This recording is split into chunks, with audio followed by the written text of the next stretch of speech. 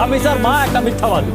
আইনজীবী বলছে যে তার সঙ্গে সেই বীর্যের কোনো অস্তিত্ব পাওয়া যায়নি এবং ডিএনএ টেস্টেও সেটি প্রমাণ মেলেনি। তার মানে এই মামলা অর্ধেক হালকা হয়ে গেছে।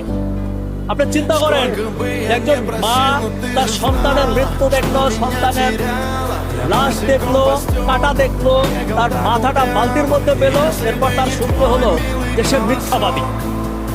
আমি আজকে দুদিন ধরে ট্রায়াল হচ্ছে কোর্টে, আপনারা জানেন সেই শিশু রামিসা ধর্ষণ হত্যাকাণ্ডের।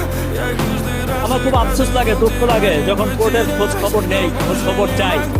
মানুষ কেন এই দেশে বিচার চায় না, তার একটা নমুনা আপনারা দেখতে পাবেন যদি ঢাকা সিএমএম কোর্টে যান, যে সেখানে কি হচ্ছে। একজন মা তার সন্তানের স্যান্ডেল পরে আছে, সামনে দরজায় নক করছে, বলছে দরজাটা একটু খোলো, আমার মেয়েকে পাচ্ছি না। সে দরজা খোলে না। দরজা খোলার পরে দেখলো যে তার মেয়ের নিথর দেহ পড়ে আছে, হাত একটা ছুটে আছে, মাথাটা খুঁজে পাওয়া যাচ্ছে না। মাথাটা খুঁজে পেল মা গিয়া বাথরুমে বালতির মধ্যে। মা সাথে সাথে অজ্ঞান হয়ে গেল।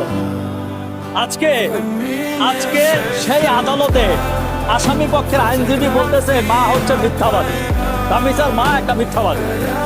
আপনি চিন্তা করেন, একজন মা তার সন্তানের মৃত্যু দেখলো, সন্তানের লাশ দেখলো, হাতটা দেখলো, তার মাথাটা বালতির মধ্যে পেলো, এরপর তার শুনতে হলো যে সে মিথ্যাবাদী।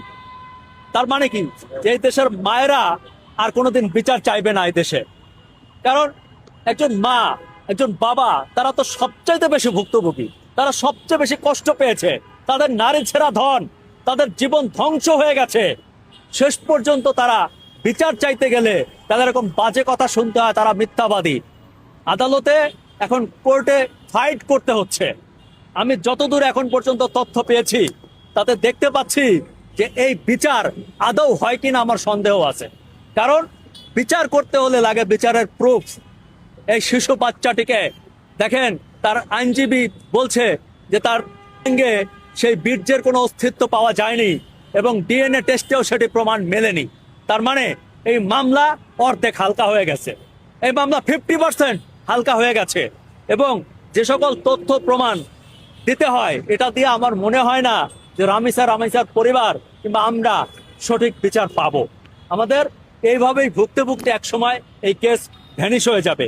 কারণ যুক্তি প্রমাণ তর্ক যেদিকে আগাচ্ছে তাতে আমি লক্ষণ খুব কম দেখতে পাচ্ছি।